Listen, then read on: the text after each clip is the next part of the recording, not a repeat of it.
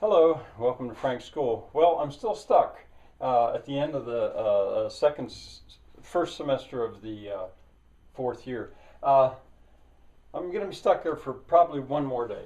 Anyway, it occurred to me yesterday to call my video Decentralist meets Precentralist. I just thought that word up, Precentralist, because much of what I'm looking at the moment in my thoughts and also in a book like this one uh, is before the centralizing effect of civilization. So in a way, prehistoric.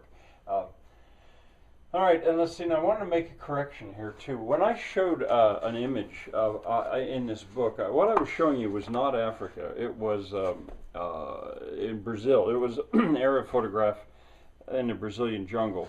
But I think even at this distance, you should be able to see that these illustrations.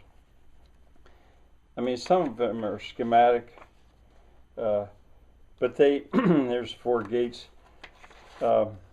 This one is interesting to me because I don't, Benin. This is in German, and I haven't been able to find where it's identified. Anyway, I should maybe set this up with the camera over there over the table and give you a chance to look better, but still you can see the patterns. Now this is Iroquois, I believe. That's actually fairly famous, I think. And I skipped one. I think I skipped one. Well, anyway, I would have done better. This also is before here. This one here, the Europeans are attacking a village, an Iroquois village, I think. All right. Anyway, that was by way of correction. Let's see. Another thing I wanted to mention when I said about defense, that it's almost immediately there. I don't want to forget vermin. You usually don't think of being vermin like rats, mice, rats, as attack, but if you get practical, you do, and so that becomes an issue also very quickly. I'm looking at a cat sitting over there. They sort of fit in, as do dogs, but maybe I'll say about that tomorrow. All right, let's see. Another thing here. In my writing about Renaissance, utopian writers of the Renaissance, I could have included Shakespeare. I'm not sure why I didn't. Maybe I didn't realize. His play, As You Like It, is pastoral. It has that same business of leaving the court and going out into, far away from the court. And there are various speeches in there that would very nicely have applied, where it compares the court to the life out there, always imagined in these pastorals. That's a genre of literature, actually, to be better than reality. I even put down Jungle Camp. Shirley, she loved this series and watched this series. That's the way. DSCH. In English, that would be J. Jungle. That fascinates me, that right there. But anyway, that impulse to watch something like that, I think, is related, sort of the Robinson Crusoe thing. Doc Hollywood, though, I wanted to say something about that. That's an American movie. And by chance, it was on yesterday, and I immediately decided, I'm going to watch this again. I'd missed the beginning. Well, I began to think: is this an adaptation of Spencer's Faerie Queene? I don't think so. I'd sort of like to know if the writers of that considered Spencer's Faerie Queene. But the rich doctor, having left New York, wrecks his car and he ends up in Alabama, I think it is, in a little town, and it is so similar in many ways. The girl, which would be comparable to Pastorella in Spencer's Faerie Queene, already has a boyfriend. I can't remember his name. Wonderfully acted. And her name is Lou. Now, Lou had been to New York City and lived there and decided, nope, that's not for me. Well, in Spencer's Faerie Queene, Pastorella's father had been to the court as a young man and decided, nope, that's not for him, and he was coming back. Now, it's different. At the end of this, Doc Hollywood comes back. He opts to stay in the countryside.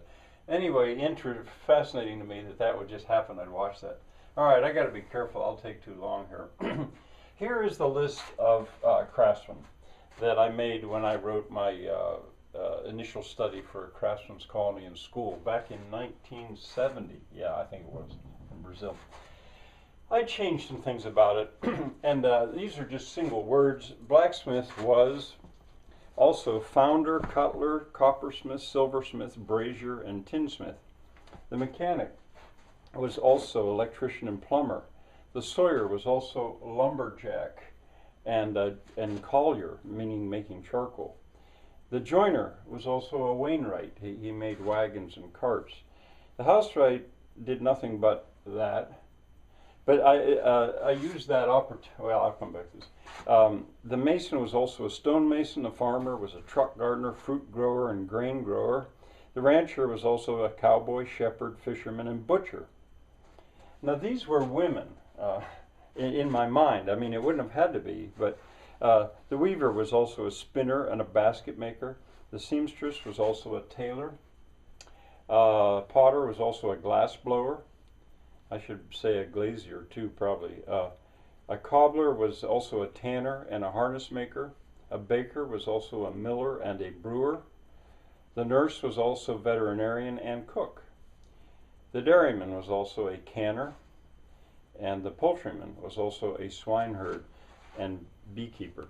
I mean, that was from my plan. As I say, I'd change it now if I were to rewrite that a little bit. Now, why I've got this here, house and shop, they're the same thing in my mind now.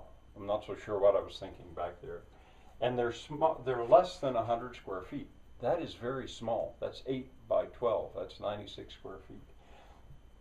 But I'm going in two directions in time. I'm going way, way back and coming up through time to look at, well, what happened. But I'm also in the present. And I guess it's not a different direction in time, but I'm also absolutely in the present. Yesterday afternoon, today, tomorrow. I'm building a craftsman's village, sort of. And the reason that figures there is because if it's less than 100 square feet, you don't pay taxes on it. Also, you can build anything you want. You really don't need to worry about code. They don't even count it, really. So I'm kind of going in two directions, which is sort of a curious thing. Now, for sample towns, I'll say more about this tomorrow. I said not in the USA. If you want to take a look at sample villages, the reason I said not in the USA is because the USA was colonial. Already the dominance of the centers in Europe, especially England, London, were applied. These were colonies. They had a different job to do. But that's not completely true. The original villages in New England could be looked at, I suppose. And also before the Europeans got there. Well, that I just showed you some images of the way that looked.